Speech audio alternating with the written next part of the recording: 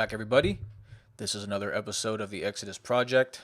I'm your host, Steve Eisenhower, and today I'm going to talk about a topic that probably most people aren't even aware of, but I had a comment come across my channel, and I thought it was something that would be good to break down and discuss a little bit. But before I get started, everyone, hit that subscribe button, turn on the notifications, give me a big thumbs up, and check the description for any resource you may need. So this project is called the Peshitta, What and Why. So this is an Exodus Project presentation. Let's get started. So we're going to begin by stating what exactly the Peshitta is and why should we care, and should it really have any bearing on our belief or if we accept Christianity or not. So here's the claim. The comment that came across said that the Peshitta 464, which is the year it was translated, is the most authoritative text we have. This was the claim, and that the Isaiah 53:10 in this, that they said it was Aramaic. Okay, so they said it was Aramaic, and that it's more authoritative than the Masoretic text, which I have a video on the Masoretic text coming out soon, so be on the lookout for that. But they said that because this was translated in 464, that it's the most authentic, authoritative text, and that Isaiah 53:10 in the Peshitta proves that the rabbis are lying, that they're hiding something, and that Jesus is the Messiah. So he claimed that Isaiah 53:10 says outright that he would die for everyone's sins. So I took it upon myself to actually find out what the Peshitta says when rendered in English, and it says this: "And the Lord chose to prostrate himself and afflict himself. Sin had been placed in his soul, that he would see the seed and lengthen the days, and the pleasure of the Lord shall succeed by his hand." It says nothing about dying for everyone's sins, etc. It says nothing that the suffering servant had to die for the sins of the world. This is what the Peshitta says here, rendered into English. So one thing to understand, everyone, is the Peshitta is in fact a Christian translation of the Tanakh. It's a Christian translation. No different than the current Septuagint, because as we know, the Septuagint in its original form was just the 5 books of Moses. We no longer have that. It was destroyed in the fire of the Library of Alexandria. But regardless, this is just a translation that was done in the 5th century. So let's move on. So what is it exactly? So as I just said, it's a translation from the 5th century, but Britannica brings that the Peshitta in Syriac, which simply just means simple or common. As you can tell, this is a Semitic language similar to the Hebrew word pshat, right? So the Syriac version of the Bible. It's the accepted Bible of the Syrian Christian churches from the end of the 3rd century CE. So the name Peshitta was first employed by Moses Bar Kepha in the 9th century to suggest, as does the name of the Latin Vulgate, that the text was in common use. The name also may have been employed in contradistinction to the more complex Syro-Hexaplar version. So there, as we can see, this has it as early as the 3rd century, so the 200s. So even if we do go with that dating of it, which the commenter didn't, he suggested it was 464. But even if we go with that it's the 3rd century CE, that's still over 200 years after Jay's dead. So, like I said, it's just another translation, another version. Just because it's in Syriac, and we're going to get into what exactly Syriac is, but just because it's in Syriac doesn't make it any more authoritative than anything else. It's still a Christian translation translated by Christians. So let's move on. So it's history. Of the vernacular versions of the Bible, the Old Testament, or the Tanakh Peshitta, is second only to the Greek Septuagint in antiquity, dating from probably the 1st and 2nd century CE. So this isn't necessarily true, because we know that the Greek Septuagint, of course, the Septuagints we have now, they are Christian creations, but the Targum Shivim, the one that was actually done by the rabbis, like I said prior, long gone. So dating from probably the 1st and 2nd century CE. Okay, so even still, it's at bare minimum after J is already dead. So the earliest parts in Old Syriac are thought to have been translated from Hebrew or Aramaic texts by Jewish Christians at Edessa. So there it says straight out, this is in fact a Jewish or a Christian translation at Edessa. Edessa is Turkey. So however we want to chop this up, it's a Christian translation. So although the Old Testament Peshitta was later revised according to Greek textual principles, so whatever they had in the Syriac, if it even did exist in the 1st or 2nd century, it was revised to match the Greek.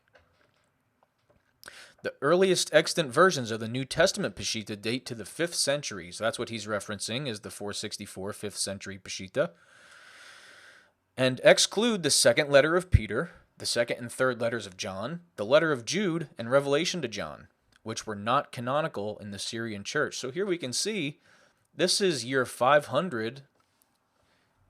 The Catholic Church, Constantinople, that's all already existent. That's already set in stone.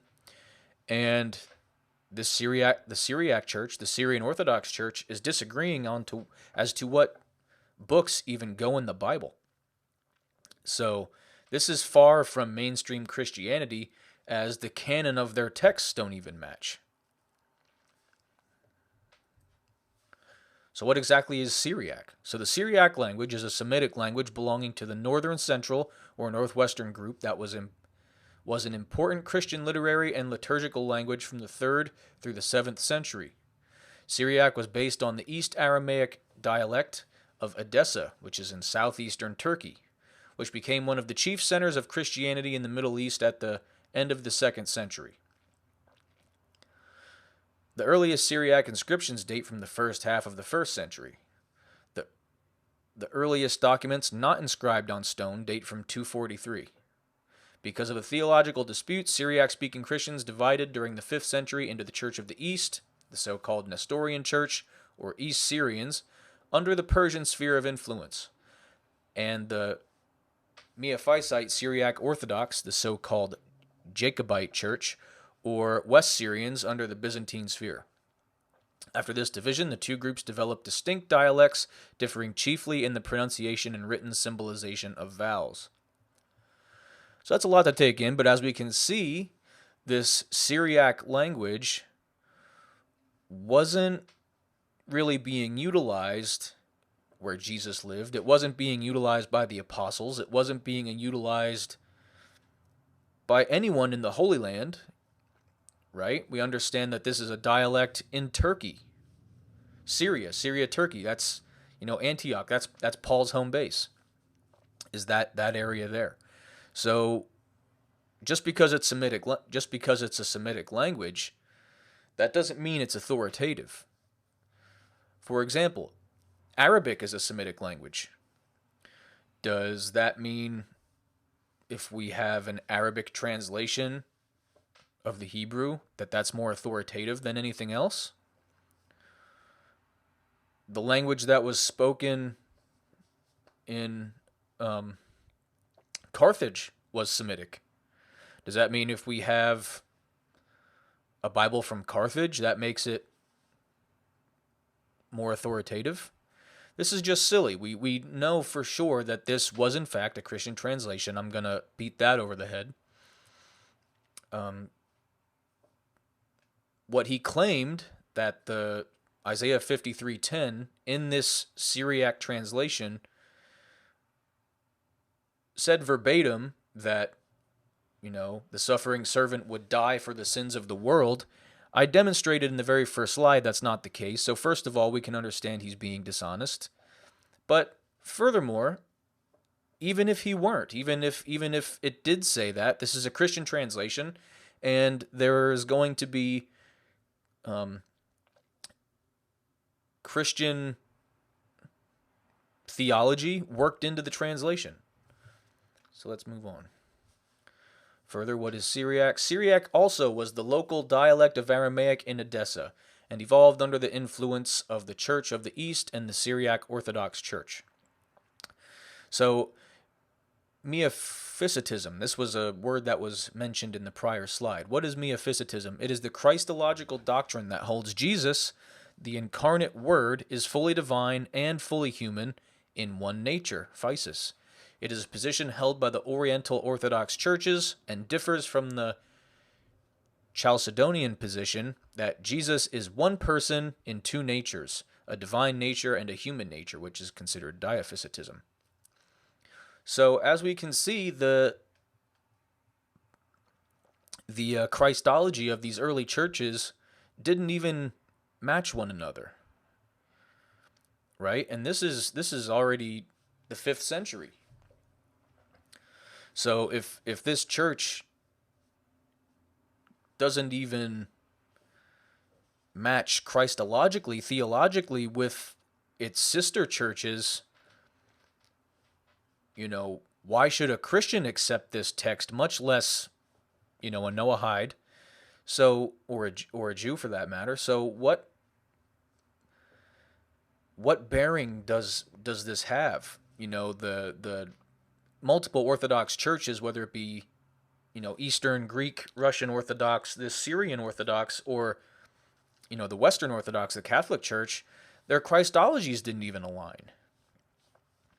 Right? So how can we pick one text over the other? They were all going in different directions. So to say that just because this is in Syriac, which is Semitic language, it doesn't work. Syriac is actually a descendant language of Aramaic. It's not just a dialect, it's a descendant language. So it's not Aramaic exactly, right? It has a completely different alphabet. So his claim just doesn't hold water. I don't actually know where he was getting his information, but I don't know of anyone today who would side with the Syriac Orthodox besides the Syriac Orthodox. So to bring up their text, which they're the only church that uses that translation, that's their official Bible. So yeah, unless you're a Syriac Orthodox, why are you resorting to using that, right? So let's move on. So the Syriac Orthodox Church itself. It's officially known as the Syriac Orthodox Patriarchate of Antioch and all the East, and informally as the Jacobite Church. It is an Oriental Orthodox church that branched from the Church of Antioch. We know that the Church of Antioch was Paul's home base. That was where he went on all his missions from, and that's where Christians were first called Christians. I did a whole video on Antioch and how important it is, and that the worldview was extremely Greek, and even the members that came from that church were very Greek, some of which started heresies. So I don't know where he was going with using that. He must have seen something that he thought was, I don't know if he's messianic, or I don't know what the story is. All I'm saying is it's grasping for straws when you're having to resort to, texts that are only really held in regard by, one branch of Christianity. So the Bishop of Antioch, known as the Patriarch, heads the church and possesses apostolic succession through St. Peter. The Catholics say the same thing. So who are we going to believe? So according to sacred tradition, the church upholds the Miaphysite doctrine and Christology, we just went over that, and employs the divine liturgy of St. James, associated with James, the brother of Jesus. Classical Syriac is the official and liturgical language of the church. So if Acts is to be believed, James was the head of the Jerusalem church. So why would the Antioch church, who, Paul really founded, why would they be using James's liturgy when Paul and James were at odds all the time? Further, the Pope is supposed to be the apostolic successor to St. Peter. So, like I said, guys, it's just not coming together. Clearly these people weren't on the same page. If Peter was in fact the next in line, he is the authority after Jesus is gone, well, the Bishop of Rome and the Bishop of Antioch, the Patriarch, you can't have two direct successors. So clearly they weren't agreeing on some things here, right? So let's move forward.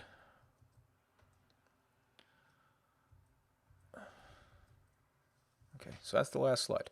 All right, so what do we really have to learn here? We have this little picture over here. This is what I have circled here is where Syriac would have been spoken. So you have, Syria, Iraq, and up into Turkey, right? So it's, like I said, to review, it's not Aramaic. This is, in fact, a Christian translation. It's at odds with the other major churches regarding not only succession, but, the Bible they're going to use. They rendered their own translation. So to use it as a proof, just because you have a Syriac Bible that dates to the 5th century, that does not make it more authoritative. I actually think what he was asserting was that it was an original Aramaic Bible, but it's not. This is a Christian translation. This one wasn't rendered by Orthodox Jews, because I'm sure the comment itself was malevolent, trying to take a shot at the Masoretic texts, which, if you know anything about the Masoretic texts, it's just Hebrew text. Masorah means tradition, adding the nekudos, the little dots, which are the vowel points, so people would not forget how to pronounce each word, right? It just clarifies the exact pronunciation of each word. So to say that simply because this one is older makes it more authoritative, it's just not the case. You have to look at it from the worldview and who exactly is rendering the translation. So this is a Christian translation, so it's going to have theology and Christology built into it.